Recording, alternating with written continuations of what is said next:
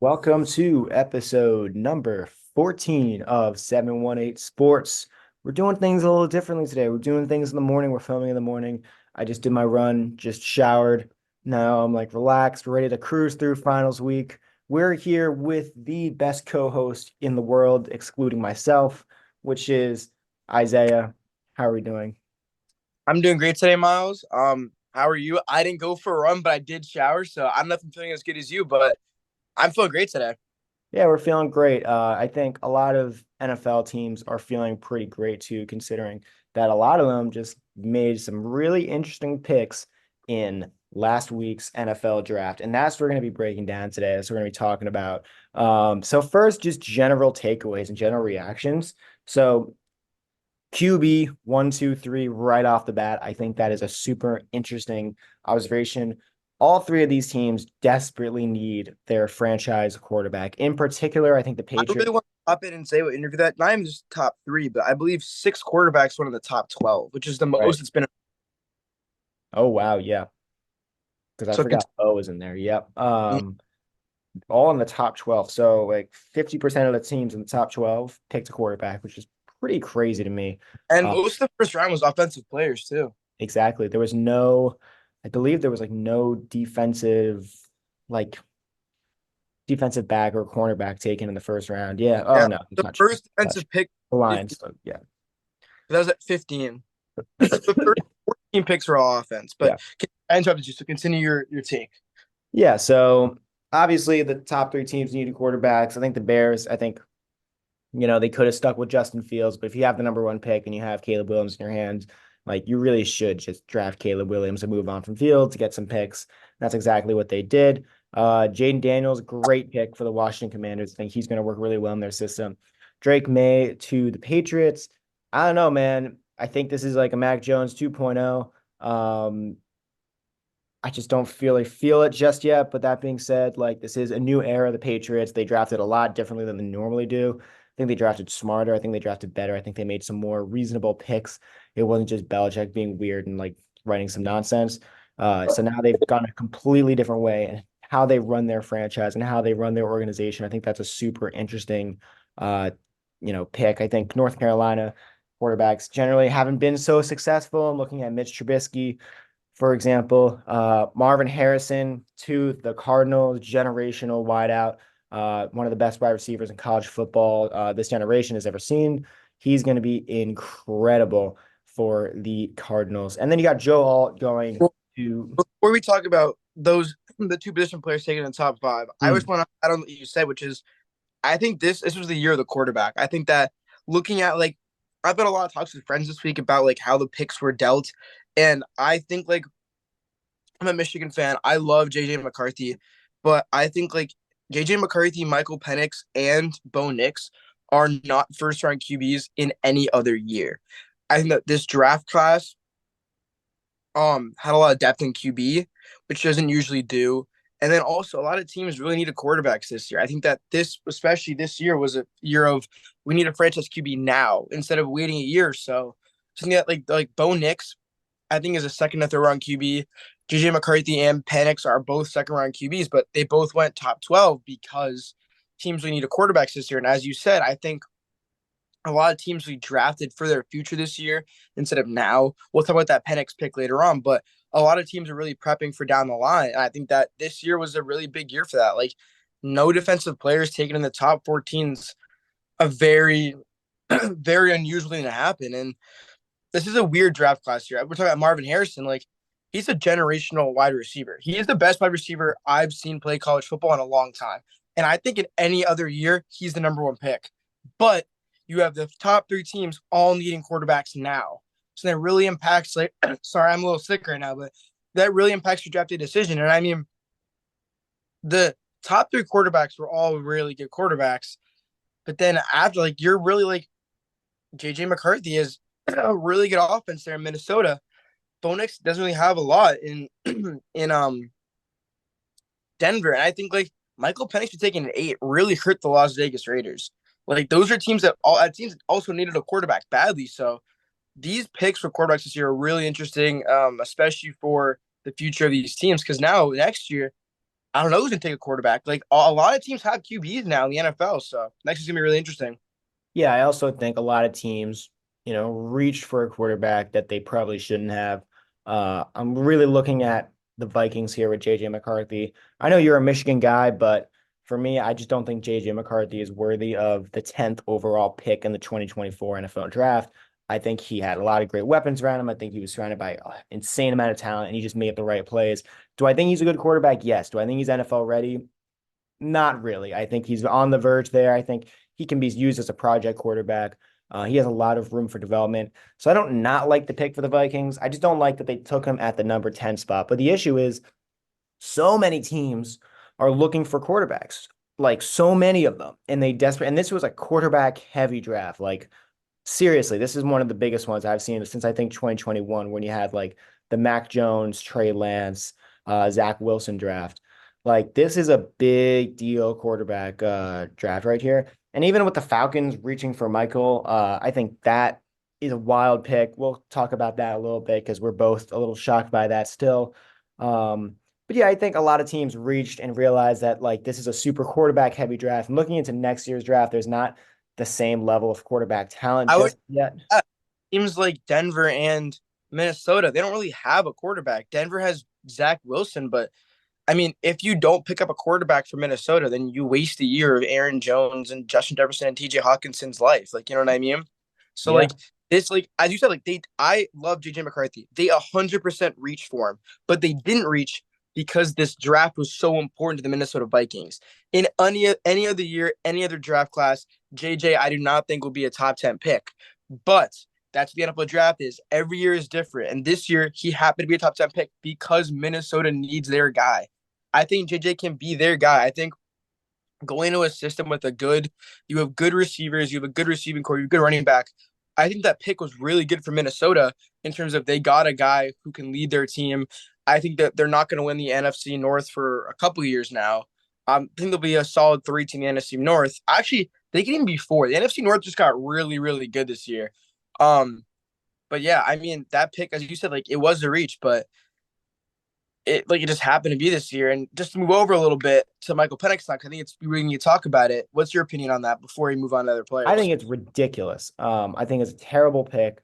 I think it's one of the worst picks I've ever seen in the NFL draft. I think, Giants drafting Daniel Jones and the Patriots drafting Cole Strange, those two are pretty bad, but this is a pretty bad one. Um, and this is nothing against Michael Penix Jr. He's a generational quarterback talent. He's really strong. He's a good quarterback. He is absolutely NFL ready. Um, I just don't like the team that he went to, and I'm really frustrated by the fact that the Falcons literally signed Kirk to a 4-year mega deal and then went out and drafted a quarterback without telling your star quarterback. And like, look, some people say Kirk isn't a star quarterback, but he is the quarterback you just He's invested franchise a lot of money into. $40 a year. Exactly. You drafted a quarterback then who now they're saying is just going to be sitting behind, you know, Kirk for 4, even 5 years. I just don't love the move. Now, that being said, though, do we remember what happened when the Packers drafted Jordan Love? I'm going to stop you right there because that's There what we I was. go. I'm gonna right there. I think the what everyone's going to say is that this happened to Jordan Love. Like he turned out. I want you to remember who Jordan Love was sitting behind. I would say one of the top 5 greatest quarterbacks of all time. Kirk Cousins is a franchise QB. He's a cornerstone quarterback. You build your team around him. He's been around for a long time. You can depend on Kirk Cousins. Can Michael Penix, who's going to be 28, rely on Kirk Cousins for those 4 years? I don't think so. I think that this pick was weird because it was like Jordan Love was the 30th pick in the draft. It was a late pick. It was bad, but in the moment, but at least it was a late pick. This team now signing Kirk Cousins has a good offense. They have weapons at each skill group, but they instead of with the 8th pick in the draft, choosing to get like a skill guy or a defensive player or even a skill guy on defense. Like they went to get a quarterback, the position that they didn't need. They could have got another wide receiver to help out Drake London. They could have got some whole line for Cousins, who's an older guy. They could have got defense, but they didn't. They chose to invest in Michael Penix's future, which in turn is going to hurt because I think they're going to be deep. They're going to be decent this year. So they're going to have a lower draft pick next year. That next year is the year you build for that. You just signed a guy to a long-term contract, and you can compare him to Jordan Love, but Jordan Love, again, had one of the greatest quarterbacks of all time mentoring him. You have to see a correlation there from how good Jordan Love last year was to Aaron Rodgers, like showing him the way. You know what I mean? But as you said, I think it's something against Michael Penix. It's a bad situation, and the Falcons handled it really badly. I think everyone's saying online like it's the Falcons. What'd you expect? So I think this draft was a horrible draft for the Falcons. They did not emphasize any of their needs, so they don't look good right now. Yeah, I mean, I think you can definitely. I think the Jordan Love argument, how, oh yeah, it's not Aaron Rodgers. I can see your argument there. I can see the argument that, oh, he's going to be sitting behind Kirk. He's going to learn a lot about the system. He's going to learn, like, fine, whatever. But again, you have the number 8 pick in the draft. You have generational offensive tackles. You have generational wideouts. You have even tight ends like Brock Bowers, who, you could really go crazy and draft him with Pitts. Like anything else, and the defense needs a lot of work. Like there's a lot that I think they could have done at that pick. And, I think this one was just let's invest long term and know that we're going to have a solid quarterback for a long period of time, because what they've done the past 2 or 3 years, it's been kind of up in the air in terms of who's starting quarterback once Matt Ryan left. So I cannot kind of understand that. But again, not even talking to Kirk Cousins about it. Even the owners didn't really seem too happy with it, because the owners came down and talked to the general manager.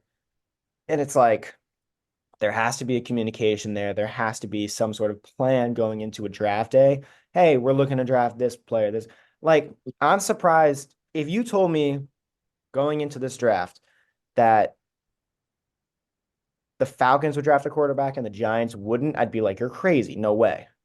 Well, not even that. Just the Falcons would draft The the quarterback Falcons are going to draft a first. quarterback with the number 8 pick. I'd be like, what are you talking about? Like, that doesn't Exactly. make any sense. They just signed And I Toby. want this pick had reverberations down the line. Talking about the Raiders probably would have picked up the remaining quarterback that was left, but instead they picked up Brock Bowers, he was a top 10 in the class, a phenomenal player. But if you remember, they picked up Michael Mayer last year.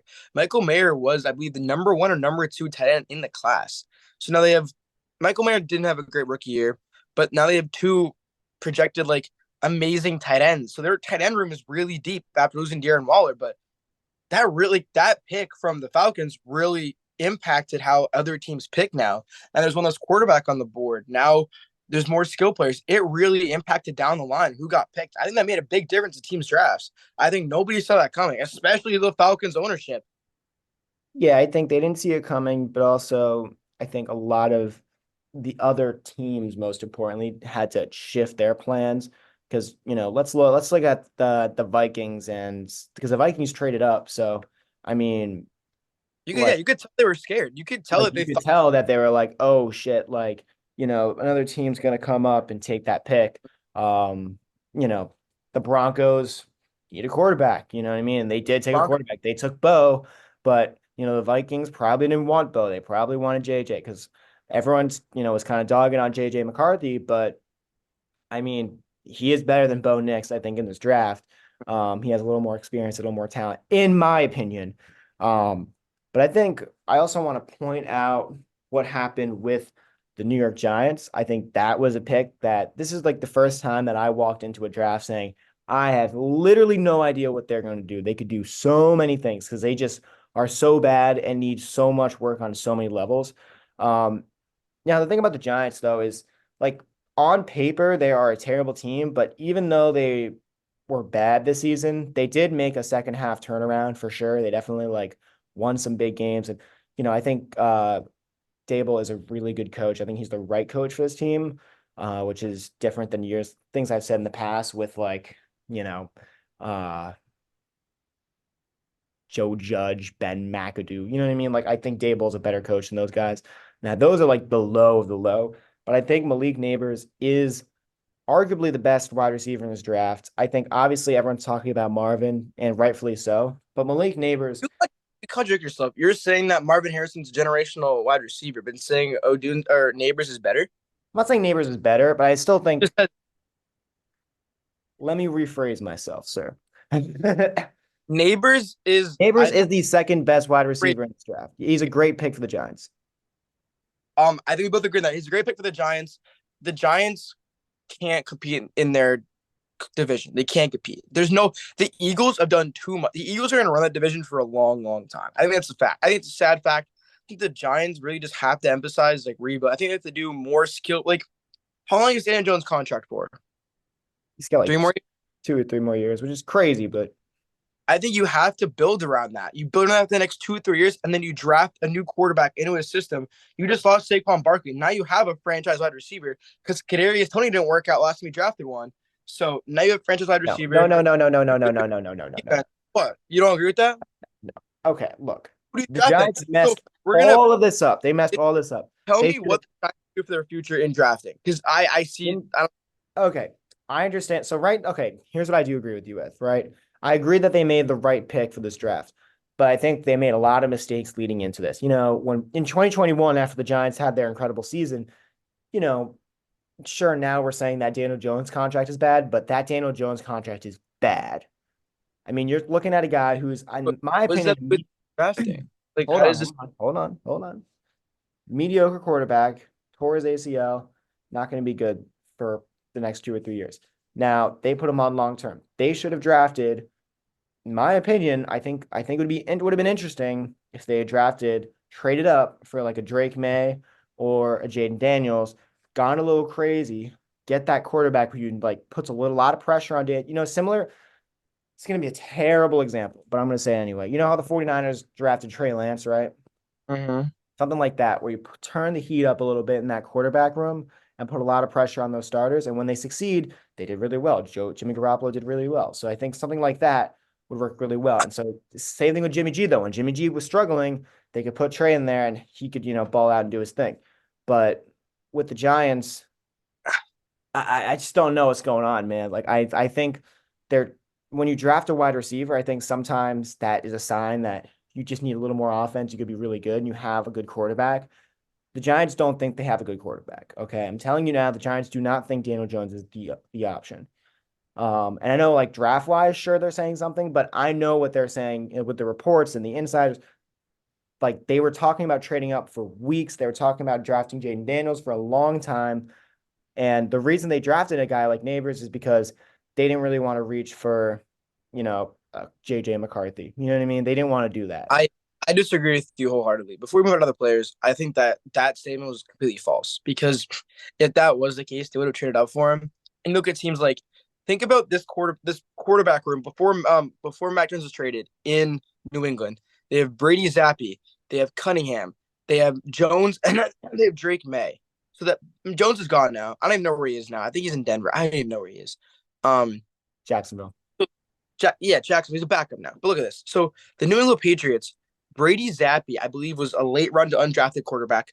Cunningham was a late run to undrafted quarterback, and then Drake May's three pick. Why does that team have three franchise QBs and you have none? There's a reason for that because the Giants trust Daniel Jones. He is not a phenomenal player. I was not a Jared Goff fan until last year. A scheme fit quarterback is better than a superstar because they can work better with the stars around them. I think Malik Neighbors is a great pick for the Giants because if Daniel Jones is healthy and you get more pieces around Daniel Jones, he's a scheme fit quarterback. He is not going to be doing like record breaking games, but he's going to get the ball to the superstars who will make plays. Joe Burrow is a superstar scheme quarterback. He is a star level quarterback who is also a amazing scheme fit for that team. They brought in his teammates for a reason because he's a great scheme fit and great team guy. I think that the Giants have passed up on a lot of quarterbacks in the last few years, but the Lions drafted Hendon Hooker last year in the second round. You know what I mean?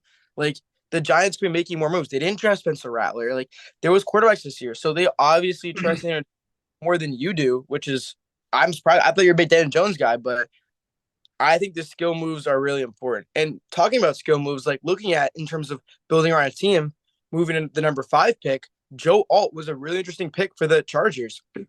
Joe Alt was the highest O line pick this year, and I think he was the best O line pick this year, the most consistent. But like a team like the Chargers probably in a worse spot than the Giants right now because the Chargers just lost everybody.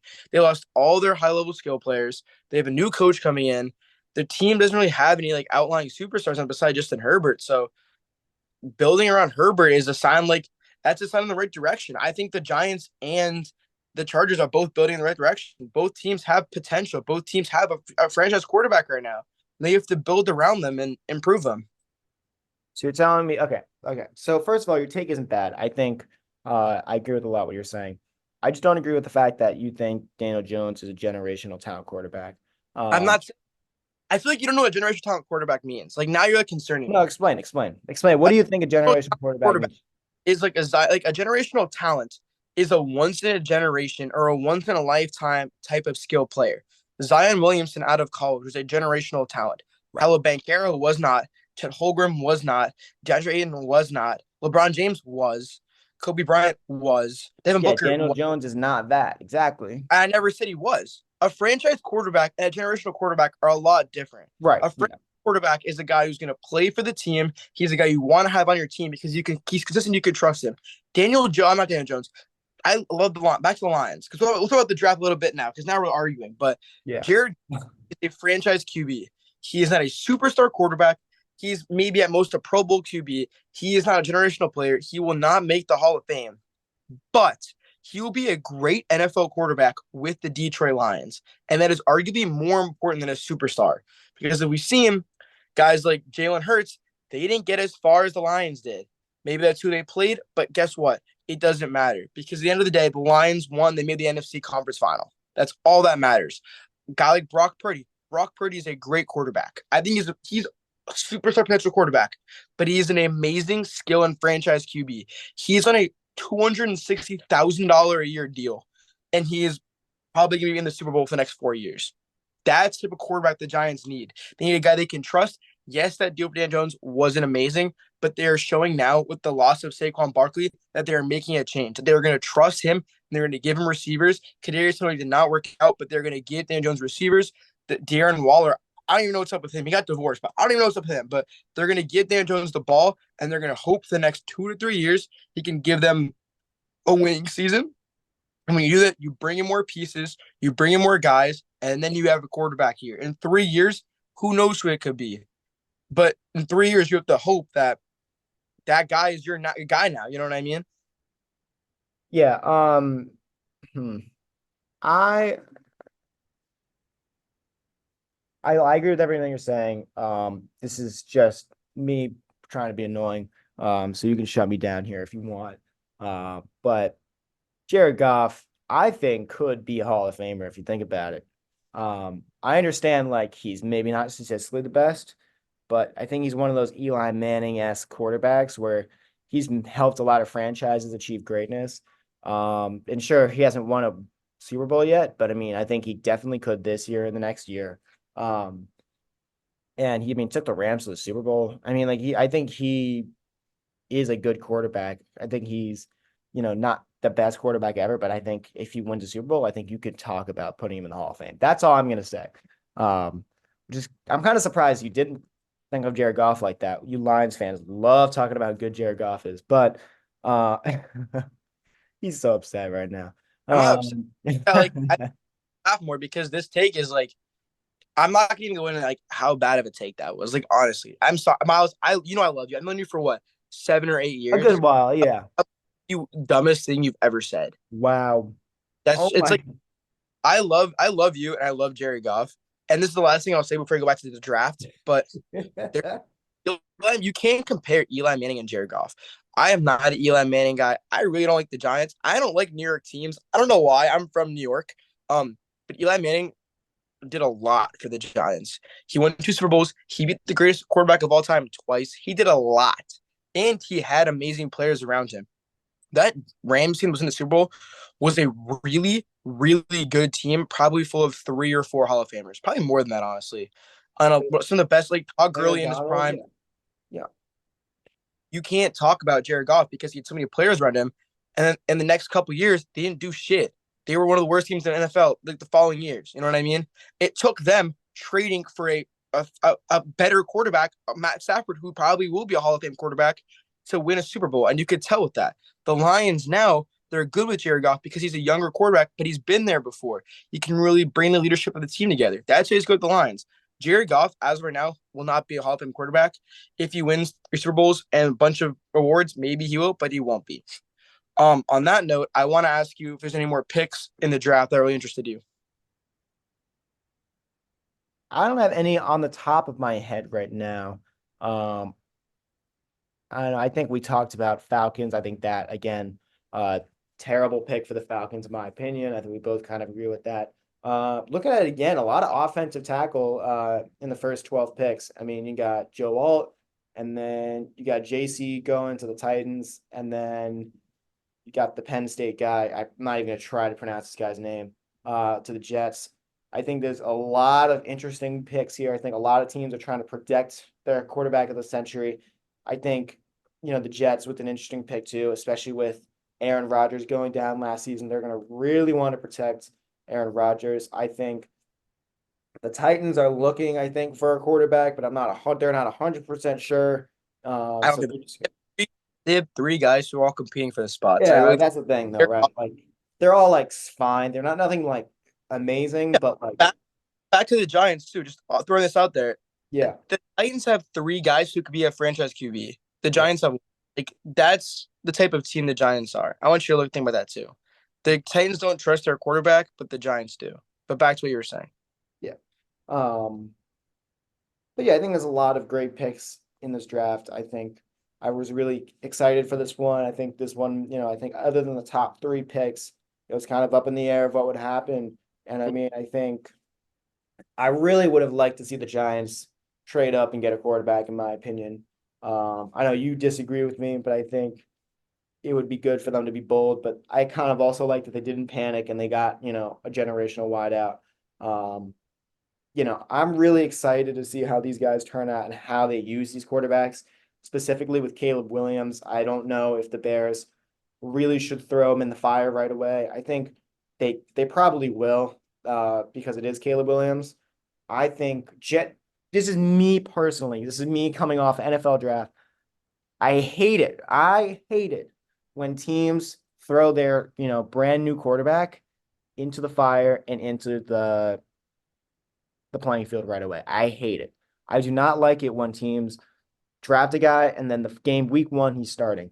For me, unless it's like Peyton Manning or in this case a Caleb Williams, they really shouldn't be doing it. I think they will do it, Caleb Williams. I don't think it's a bad idea, but I also like to put a little caution about it. They're not going to throw Jaden Daniels in there right away. They're not going to throw Drake May in there right away, and they shouldn't, because those guys simply they just aren't ready for that yet.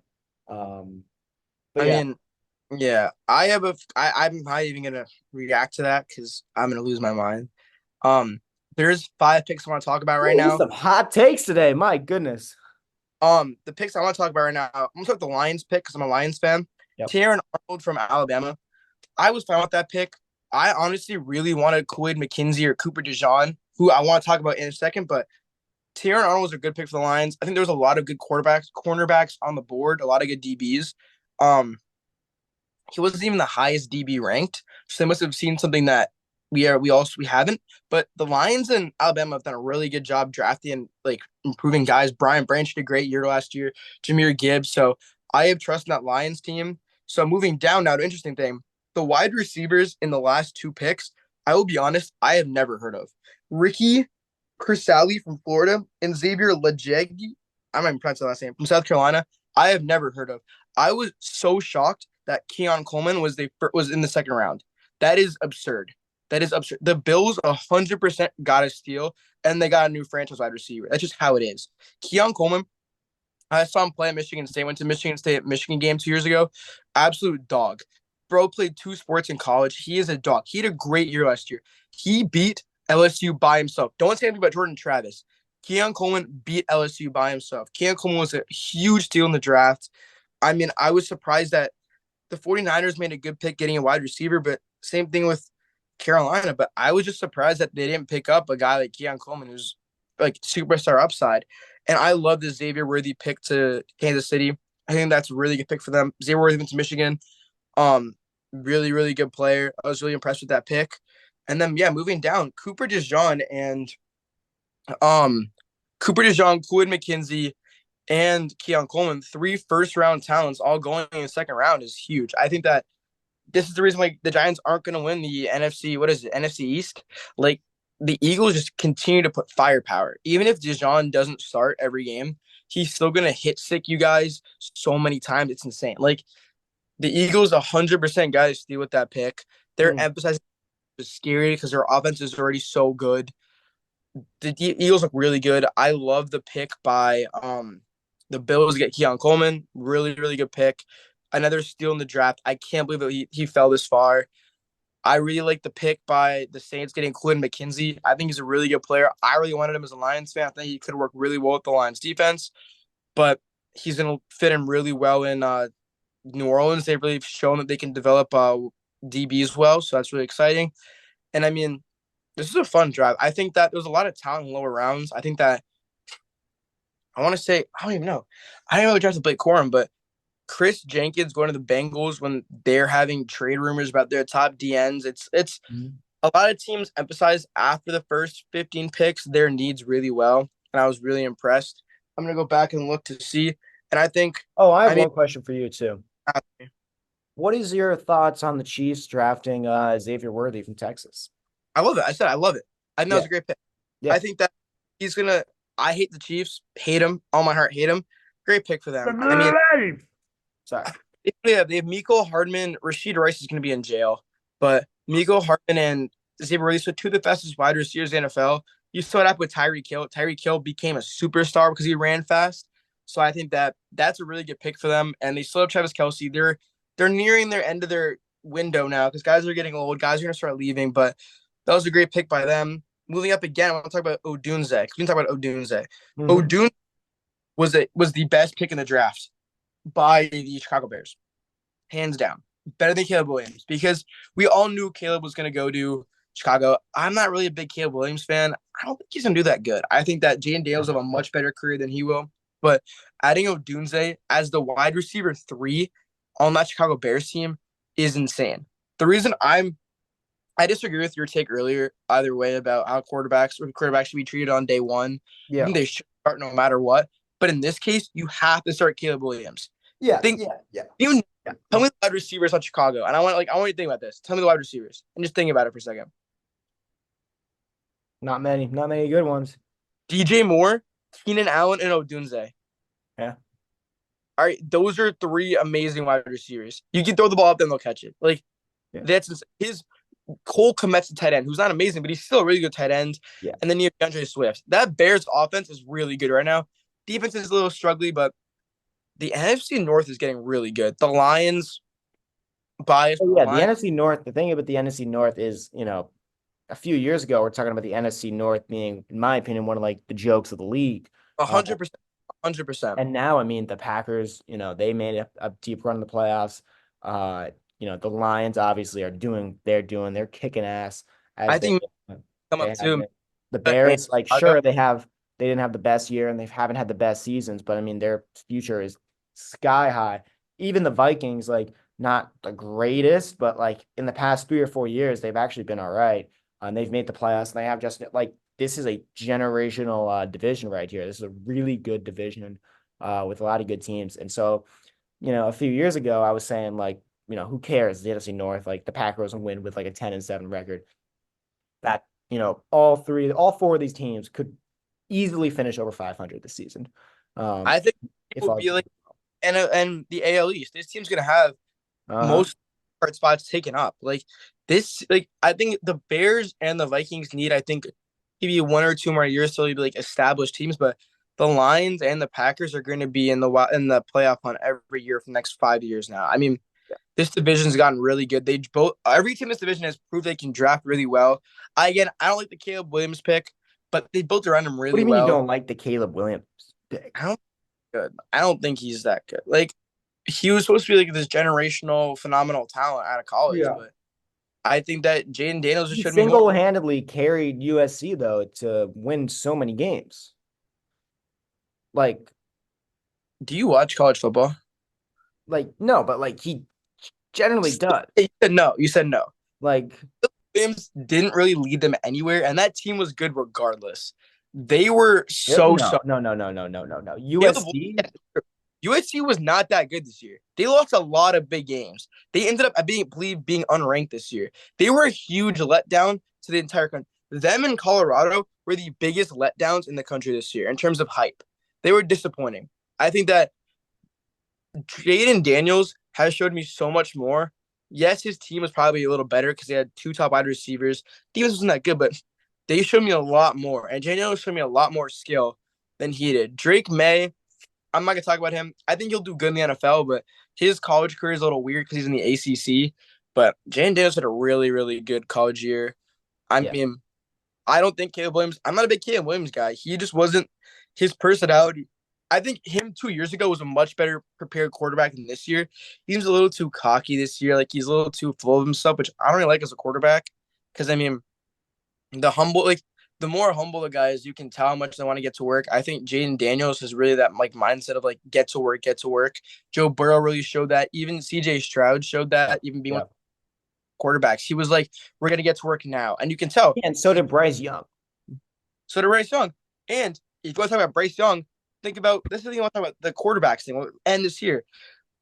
Trevor Lawrence is a good quarterback. He was a Hall of Fame. He is probably one of the best quarterbacks in history in terms of high school and college. His record speaks for itself.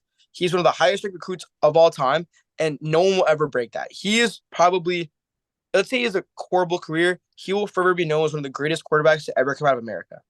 But if he didn't start day one and have that crappy rookie year, he would not be as good because it allowed him to get used to the league, a league where he was used to winning his entire career. He had to lose for the first time and he had to feel how it was. And that was important for him. I think that Caleb Williams is too full of himself. He's going to be too cocky because guy like Trevor Lawrence was a guy who wants to get to work. And as soon as they lost that first year, they were in the playoffs next year because he fought and he scratched and he clawed to get back to the playoffs. That's the type of quarterback you want. That's the type of quarterback that Jalen Hurts was. Jalen Hurts got not kicked out, but got benched for Tua Tagovailoa, who was a good franchise quarterback in Miami. But Jalen Hurts scratched and clawed and grabbed and ripped his way back up to being a superstar quarterback that we all knew he could be. He had a great year at Oklahoma his final year. Jalen Hurts is a great quarterback because he knows the hard work and dedication is what wins games, not being cocky and not assuming that your ability can get you places. Yeah. So that wraps up episode 14. A ton of fireworks in this one. Uh, wow, so many fireworks in this one. NFL draft is wrapped up. We're gonna stay in touch. We're gonna stay hype. I mean, think about it, right? The football season is not that far away anymore. It really isn't. We still have some time. We still got a lot of baseball to cover. We have a lot of basketball. Hockey's been kind of crazy too. So I mean, there's a lot to talk about, but football is coming back soon. It's nice to talk about football for a little bit too. We haven't talked about football, I think. It's been a while, yeah. Ever. No, no, We no. didn't start this until the Super Bowl Super Bowl. happened. Yeah, we started with Super Bowl weekend. So, it's gonna be great. But that wraps episode number 14. Thank you guys for tuning in. Appreciate it. And